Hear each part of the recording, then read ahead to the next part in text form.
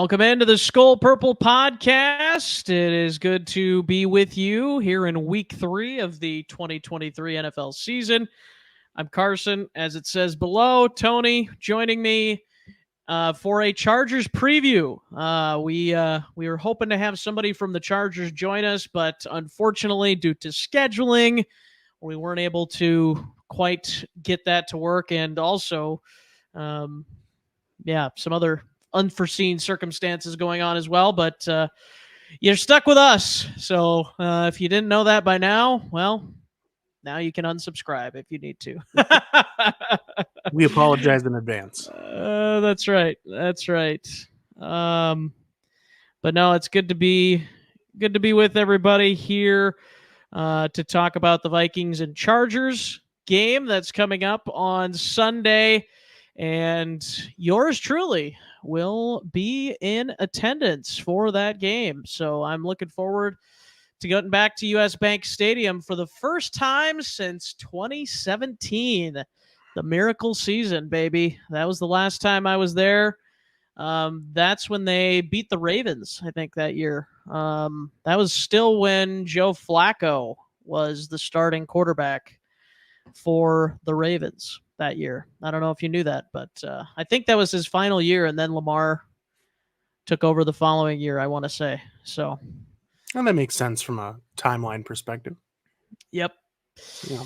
Yep. So, and funny story, one of my college buddies also was at that game when I was there, and we didn't know it at the time because we actually did not know each other at that time.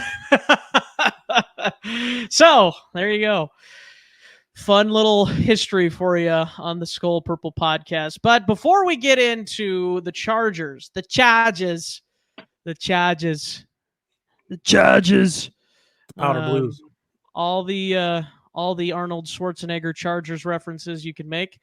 We have some other references we need to make, Tony. The Vikings signed Dalton Risner. We put out a little short on our YouTube channel, but how about that? Dalton Risner finally is a Viking. It seems like it was almost inevitable to some degree that the Vikings were at least going to bring somebody in after the injury to Oliudo, and the Vikings have been linked back with Dalton Risner since, I want to say March or April or something like that. So it's been a while since the Vikings have at least been linked to him, and finally he signs with the Vikings on Monday. My thought is, why not do it sooner? Why did you wait until now? That is my biggest question. But I'll throw it to you. What are your overall thoughts? And maybe if you want to throw your 2 cents in on that question. Yeah, I mean, I think that it's a good signing. I mean, as you mentioned, with injuries starting to mount a little bit on the offensive line, obviously Bradbury with the back, Darisaw with this kind of lingering ankle now, and then Udo goes down for the season with a quad injury in the Eagles game. We need depth, and certainly when looking at the preseason, for all the weirdos like myself that actually watched all the preseason games, certainly no surprise to you that depth is an issue. I mean, the second string, third string offensive line was rough, to say the least, in preseason. So certainly, was expecting some sort of move there. As far as the question on the timing with Risner, it's hard to speculate here. I'm going to say that if I'm going to be charitable to Kwesi, the front office, Kevin O'Connell to a degree, because obviously I think he has some decision-making abilities, probably came down to just money and timing. I mean, I think we all, and myself included, were taken aback when we saw the Gaskin move, for instance. That's kind of where my mind goes when we were like, why we're signing Gaskin, and of course I'm talking about Myles Gaskin, the running back, and then all of a sudden, oh no, we're waiving him, he's going to go on the practice squad. And then Carson was actually the one to quickly point out to me, like, hey, No, this is just so that way they kind of get out of this whole guaranteed money thing for week 1. They're going to then sign him back onto the active roster after week 1. And I kind of think that's a little bit of the game that they were playing with Risner here, whereas I think they wanted to, number one, see if it was a necessity, and then number 2, buy us a little bit of time.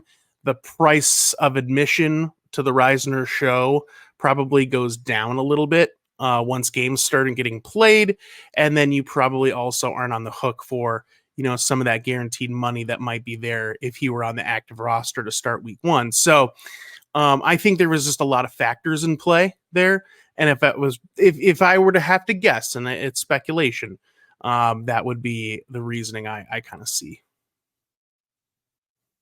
Yeah, but overall excited about the move. Yeah.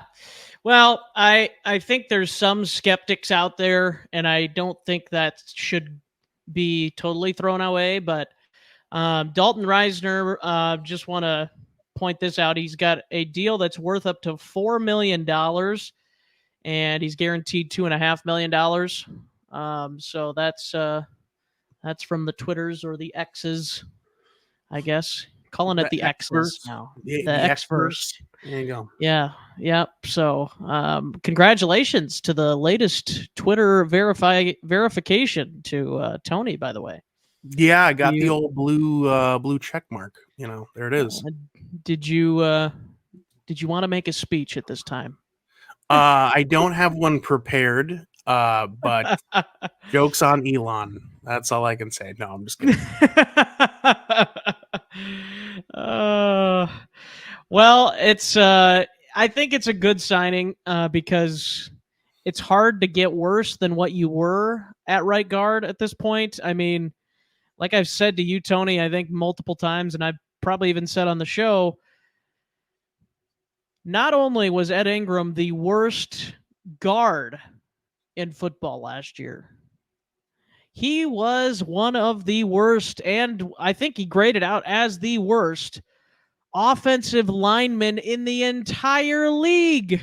It was not just the guard position. It wasn't just center. It wasn't just tackle. It was all of them.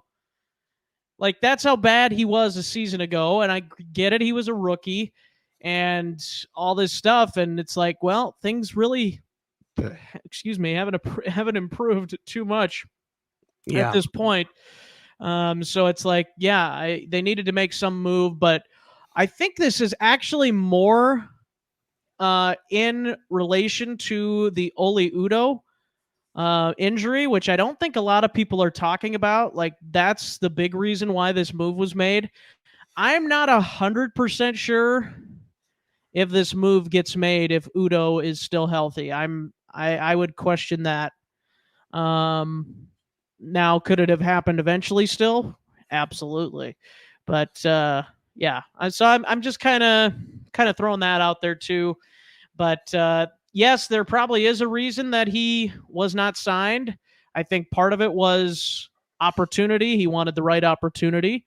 And also he wanted the right amount of money. And finally, in going into week 3, he's like, okay, this is the right amount of money. This is the right team. And I think if he wanted to go anywhere, I'm sure somebody would have taken him, right? I mean, like, if he would have played for $1 million for the season, I'm sure somebody would have been like, yeah, come on over, even as a backup. Like, I'm sure somebody would have taken him on. Like, he's been too solid in his career. I mean, I'm not saying he's like Zach Martin or anything at guard, but, he's a at least average, if not above average guard. And that's something the Vikings, I don't think, have currently on this roster. I think Ezra Cleveland is still a little below average. So that's my opinion, and I guess we'll see if it works out. Honestly, I think they could put him in week 1, and it still probably wouldn't be as bad as some of the games with Ed Ingram. So, but that's what I would say. Yeah. Well, it's hard to say. It really is hard to say. Like, I think with some of these free agent signings, you do have to, think about all the different angles. And it does beg the question why he wasn't picked up by another team. If he was a superstar Pro Bowler, most likely he's not a free agent, right? Like he's going to be Right. either he would have been picked up right away, or just retained by the Broncos. So there's that. I think this goes back to my original point as to why the Vikings waited. One of the staples of free agency, especially when it comes to offensive linemen, because as you mentioned, even average linemen come at such a premium. It's just teams regularly overpay for mediocre talent in free agency. And look, if there's one thing you want to give Kwesi credit for so far in his tenure, I don't know if I've seen him overpay for anybody yet, at least in my opinion. I think if we look at the signings they've made, some would say that they don't like the amount of maybe dumpster diving that he does with some of the Marcus Davenports of the world. Some would say it, but I wouldn't say it. Yeah, that's right. Others might say.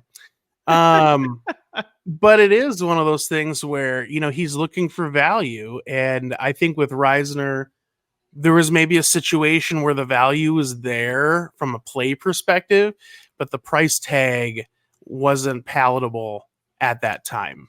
So right now it might be a bit more of it might be a better deal than what we would have maybe overspent on had we have made the move earlier. Yeah, that's a good point. That is a good point. Yeah. Well, and he's trying to get out of cap space hell, which is what this team has been in for the last couple of years. So, and that's not his fault. That's a holdover from the Spielman era that he's had to kind of dig through. So, yeah. Yep. So there you go. Vikings signed Dalton Risner. I think that's pretty much all we needed to cover in that regard. Yeah, will he play right away? It wouldn't surprise me. But yeah, even in his college days, by the way, like he hasn't played tackle in the NFL, but like back in his college days, he did have at least some reps at tackle. So I think if the Vikings would get in a pinch, they could potentially put him out there. I think that would be a last resort kind of a thing, but yeah. I don't think that that's totally out of the realm, knowing how good the Vikings are at having offensive linemen injured apparently the last 2 years. And also the fact that the ones that are injured weren't usually that good to begin with, other than Brian O'Neill and Christian Darrisaw. So there you go. And Lord, please help Christian Darrisaw stay healthy. That's all I have to say about that, because, man, when that guy is on the field, he is so good.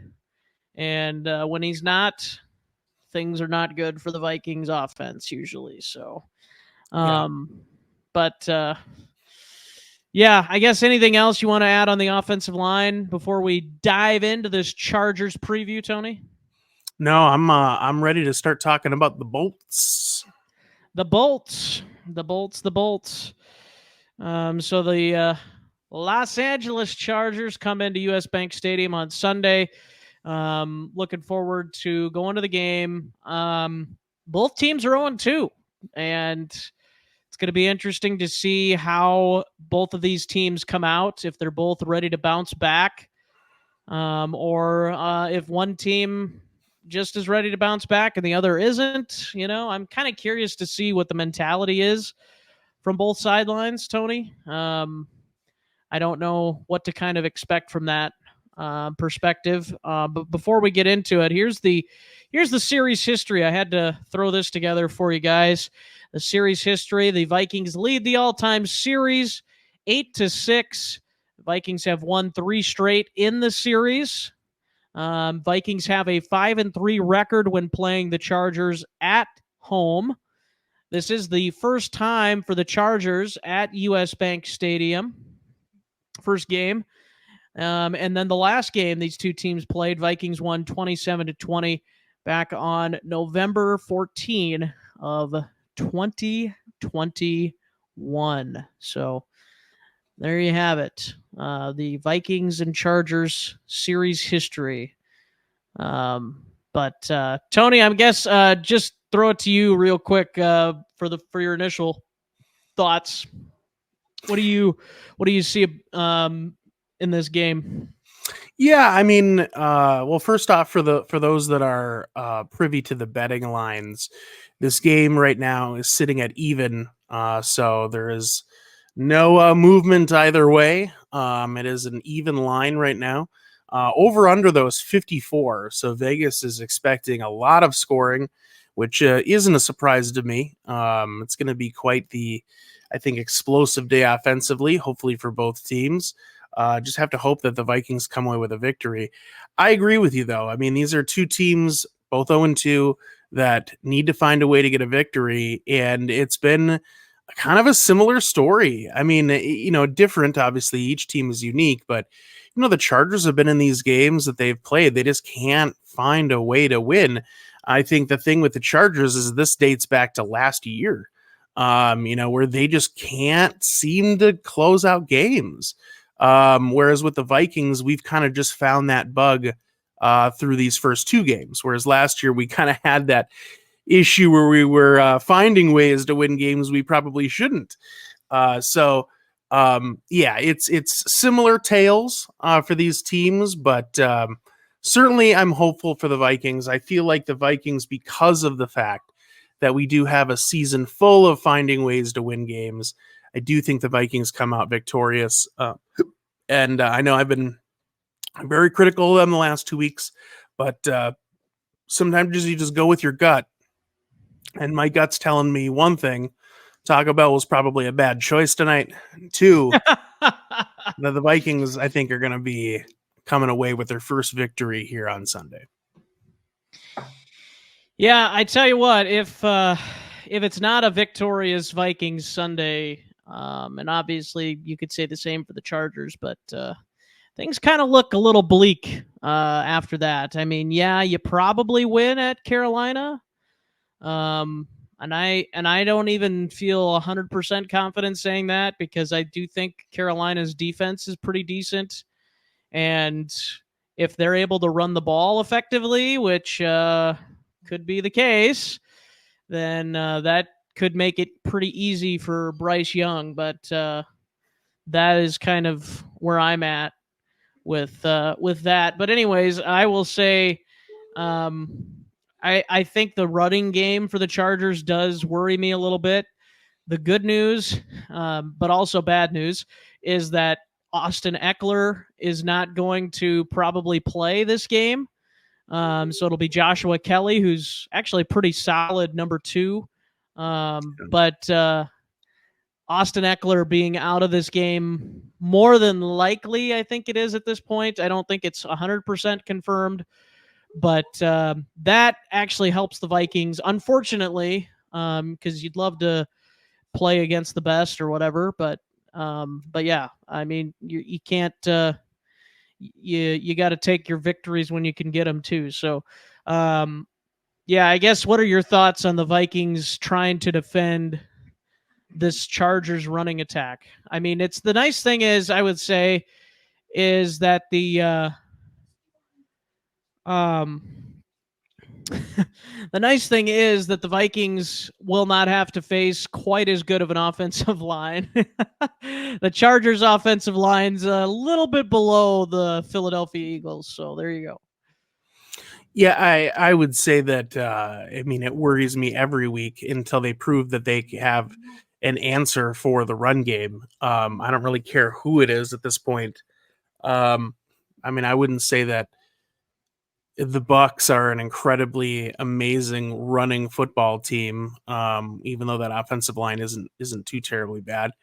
We know what the Eagles can do, so that was no surprise. But yeah, I mean, until they prove me otherwise, it's going to be, I mean, teams are going to keep pounding the rock, as they should, and make us prove that we can't just be run on all day long. So that's what they're going to try to do. And Herbert's a capable quarterback. So I'm sure that's why Vegas has an over and under at 54, I think that there's going to be a lot of scoring. I think we're probably going to try to prove that we can stop the run, but that's going to open up some things on the back end. So expect guys like a Keenan Allen to probably have a decent day. Even if they don't win the game, I would not expect their offensive players to have bad days against this Vikings defense. And again, I'll go on record by saying I think this is a better defense than we had last year. It's just, it's a low bar, but I do think it's going to be, the Chargers are a capable offense. So we'll just see what happens. And I think it might come down to, again, turnovers. Can the Vikings play, close to mistake-free football and hopefully force a turnover or two?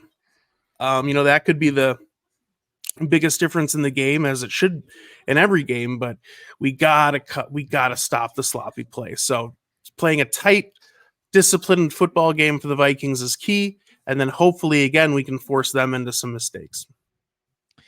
Yeah, absolutely.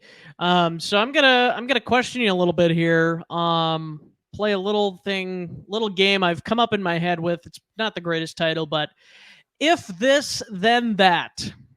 So basically what I'm asking is, if the Vikings get to the quarterback 3 times, then they will win. Or, if this happens, then that will happen, kind of a thing. Like, that's kind of where I'm going with this.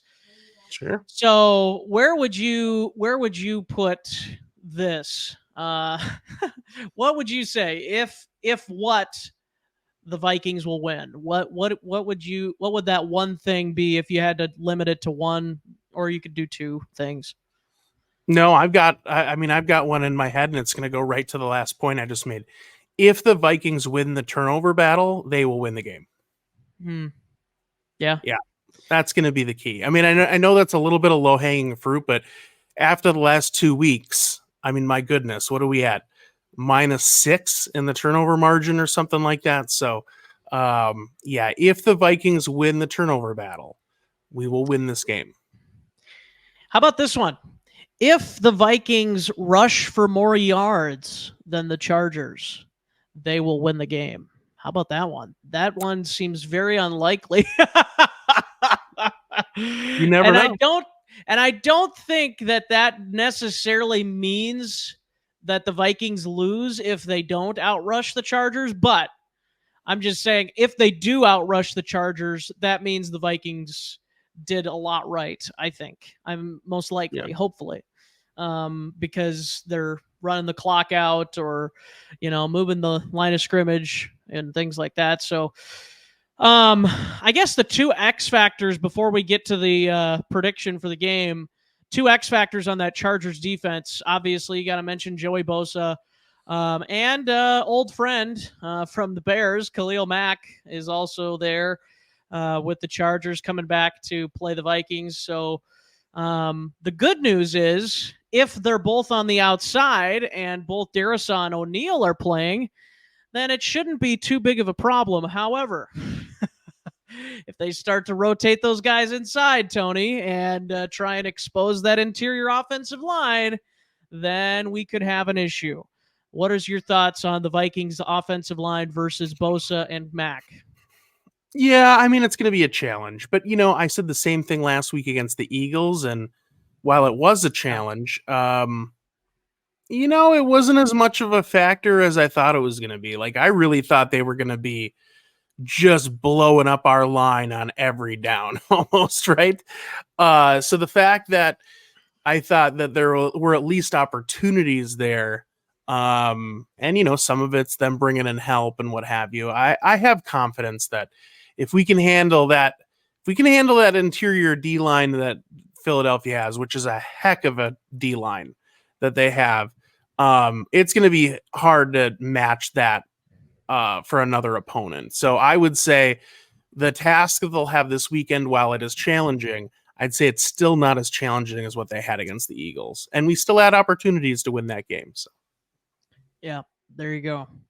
All right, Tony, before we wrap things up here, what is your game prediction for the Vikings and Chargers. Obviously, you kind of feel like the Vikings are going to win, but how about a score since you got the Vegas over-under there? Yeah, I'm going to say that it's going to go over, but the Taco Bell crystal ball in my gut is telling me Vikings win 31-27. That is exactly the score I had in my mind. Look at that. See? There we go. Well, there you go. 31-27 Vikings win. That is the prediction. My prediction is Justin Herbert actually has the ball last, and somebody makes a big play, whether it's Harrison Smith getting an interception, maybe it's one of the rookies like a Mekhi Blackman coming up and making a big play. Maybe somebody like that. Maybe a Caleb Evans. Maybe Evans. Troy Dye gets a strip sack. Yeah. He's actually, I think he's like first in the league in winning on pass blocking. He's like pass block win rate. He's number 1 in the league right now. So it's pretty cool. Yeah. Well, I think that is going to wrap it up for us here. Make sure to like and subscribe to the show, please. Leave your comments, your score predictions. Tony's got his hands together. He's asking you, please leave your score predictions down below as well. And let us know what your thoughts are on this game. It's going to be bad news. I will just say that. It's going to be bad news if somehow the Vikings lose this game going forward. But I think they pull it together and get to 2-2 before Kansas City comes to US Bank Stadium, and who knows how bad that'll get. But anyways, that is going to do it for the Skol Purple podcast. Always optimistic until we're not. So there you go. That's right. Tony, appreciate you joining me, and appreciate everybody for watching this video. As always, Skol. Skol.